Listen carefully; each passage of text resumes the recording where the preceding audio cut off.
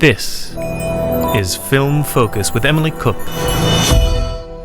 Film Focus's exclusive Colourist commentary of Amy with Paul Ensby. So Amy is rather different to most projects in as much that it's designed as a documentary all from archive material or all from captured material, or it goes from the worst flavour of material, which is YouTube, all the way up to a lovely high definition master from the BBC. And the massive challenge with Amy is that we have to somehow make that cinematic and palatable for a cinematic audience when you're blowing it up to, in some theatres, some quite big screens. So it's a very different challenge to what I normally have to do with when I've got a director of photography next to me who's got some idea of what it's supposed to look like, and this was very different. And sometimes there was a bit of compromising going on because the master material wasn't as great quality as we'd have liked, and that's mixed in with some camera footage, and it's all different shapes, sizes, formats. It's quite a challenge. It's a very different way of working, but ultimately, because there is no DP, the colorist kind of becomes the director of photography, who is the biggest collaborator to someone in my chair. They're the person that you kind of talk the same language as a director of photography, and you're there to help them submit to the director what he had in mind.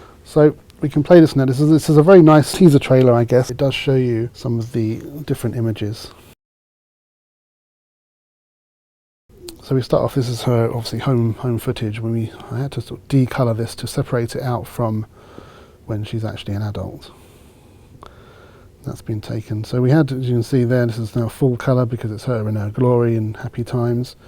So it's a question of marrying all this up to try and make it as cinematic as possible. So we treated it in very much a film world, using filmic colours, if there is such a thing, but just taking away any garish, video-y reds and highlights, just to try and sit it all down so it looks like it's actually been photographed properly, which of course it wasn't by any stretch of the imagination.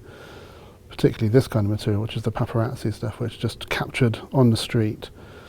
Very handheld. There's a very nice master there from the Grammy Awards. So some was good, some was not so good, and it was a question of marrying it all together. So it wasn't jarring. I had to do an awful lot of reframing. Some of the material was square, oblong, any kind of thing, stretched, not stretched. So we had to put it all together and kind of make sense of it. In some cases we had to actually degrade the better quality material so it would match into something which wasn't particularly. So we had to even put a little bit of softening in to help that.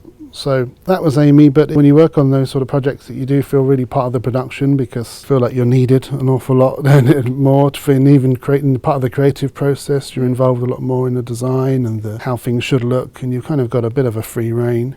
We also kept, there's an awful lot of titles and credits on screen on Amy because there isn't a talking head, so it's all voice of, or you have to say the location, and often depending on what was in the frame we'd have to move these titles around, so we kept those all live as part of the colouring live. For those people who haven't seen the film, the lyrics of Amy's songs form the plot of the film to a degree. Her words become the narration, and as we hear her sing we also see the words and the lyrics appearing on the screen and they move around. So you obviously had the challenge of grading around those moving elements. Yeah, like you say, they were very important. The actual font of that was based on her own diaries. They were kind of hand drawn back out by a titles designer and placed on top of the screen in the relevant position, and then we decided they should stay there or move around depending on what I'd done with the background image. So they kind of had to be a real collaborative process between getting those two elements in. That was very important to the director, having the lyrics on screen, because like you said, he felt that was really the crux of it, and it really did ring true to her story. And aside from the lyrics, we also had all the captions, all the voices of. A little trick for those of you that are going to see the movie again or haven't seen it yet. Every time there is a locator, you'll see it's got a little bit of colour to it. That colour is supposed to match something else in the frame, which no one has picked up yet. What's a locator? Sorry. So if you've got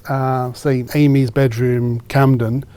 That Camden may be in orange, and that's because there's something orange, or she's got an orange sofa in the room. So you'll always be able to link something there, which no one's picked up. And that, in turn, is based on the cover of the Frank album. Excellent. So I like that. I'll have to look out for that. And you must be thrilled that it won the Oscar for Best Documentary. Yeah, especially thrilled, as I was in Los Angeles at the time as well. So I met up with the team there. They're a very nice team, very nice people, very down to earth. So I'm especially pleased for them. It's a fantastic film. Thank you for talking to us about it.